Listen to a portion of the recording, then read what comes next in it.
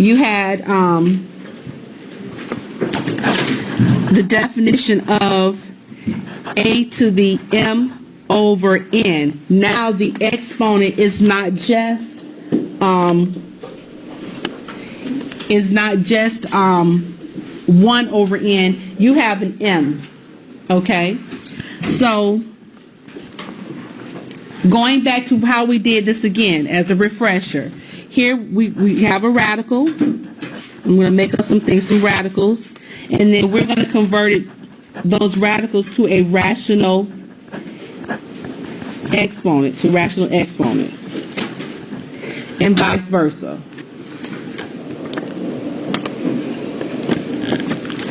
Okay, so here if we having, what do I want to say?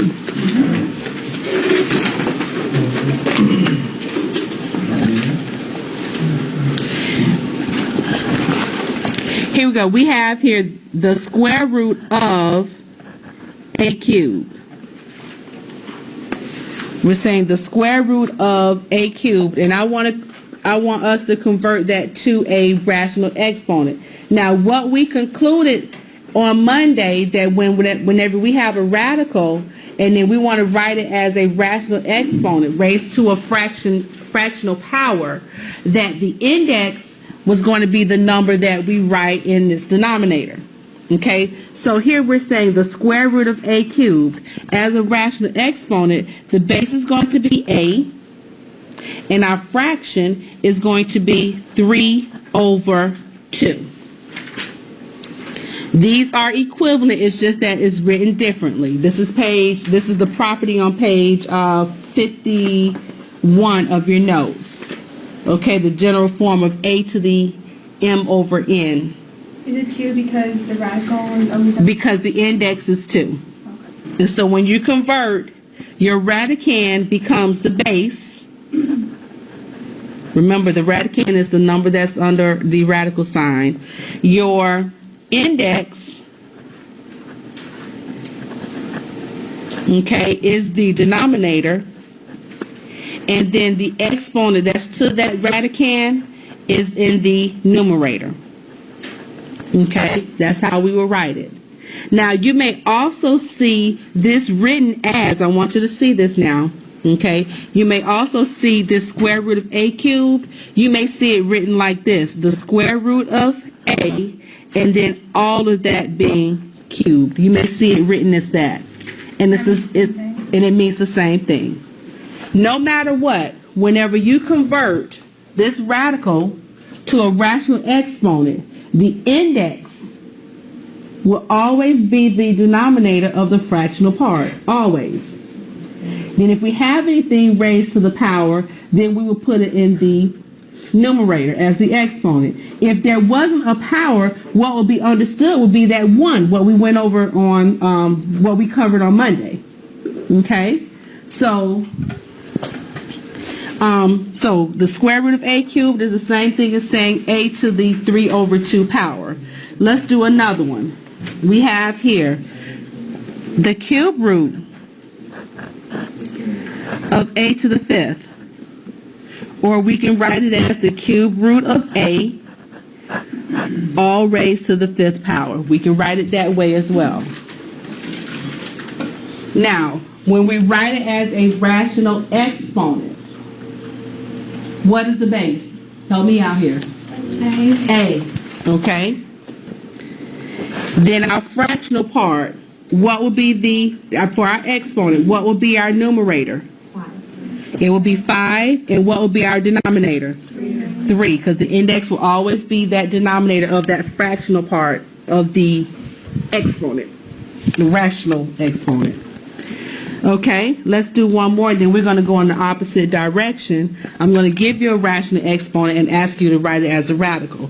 So let's do one more. We have here the 7th root of a squared, or it can be written as the 7th root of a, and then all of that is being squared.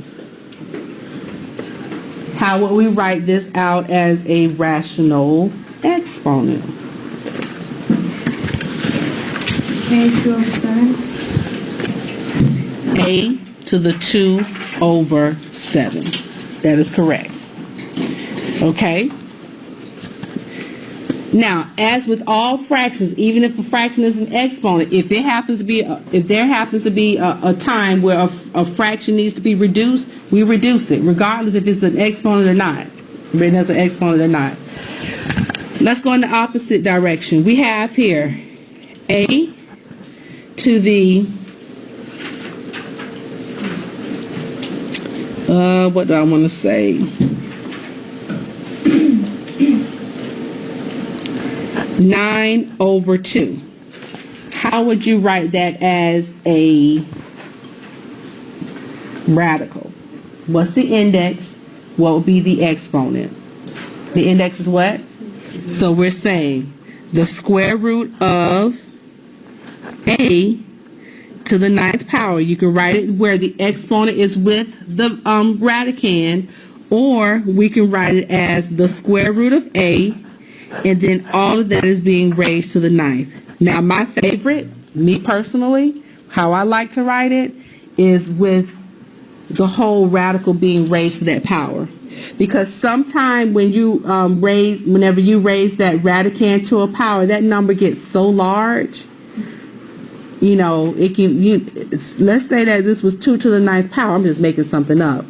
You know, it can be so large until it's confusing to how to enter that information in the calculator. So I like to write the square root or the radical first, and then the exponent on the outside. Yes. If we have this for a question on my math lab, do we have to do the parentheses around it? It shouldn't matter. It should not matter, because I've written it both ways, so it shouldn't matter which way. Because they both means the same thing. Yes. When I tried to put it into my math lab, it wanted it. You wanted this. Yeah, without the parentheses, so. Then that means it wants it this way. Because I tried it that way and it was wrong. I had to push it over. Well, I've seen both. I don't know, but for example, for my math lab, let's say that you do enter the information with the parenthesis raised to the power, and it says it's wrong. Just know how to convert it to this. Okay. I mean, and sometimes typing the answer could be, oh, jeez, it's just too much. Okay. The radical, the exponent, so you have to be kind of meticulous in how you put it in there.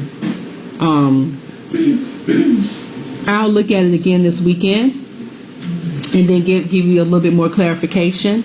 I mean, you, of course, can start working on it. You can look at the view an example and see how, keep pressing next until you see the answer and see how they wrote the answer. So how they wrote the answer and then help me to solve part, or view an example part, I would write it that way.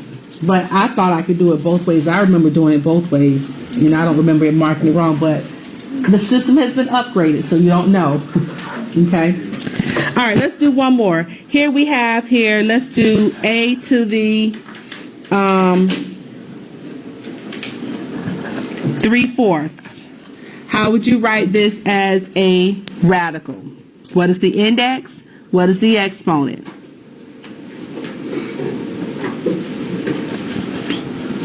The index is 4. So you're saying the 4th root of a, and we can say cubed, with the a being cubed, or we can say it as the 4th root of a, and then that whole expression is cubed. We can write it as that.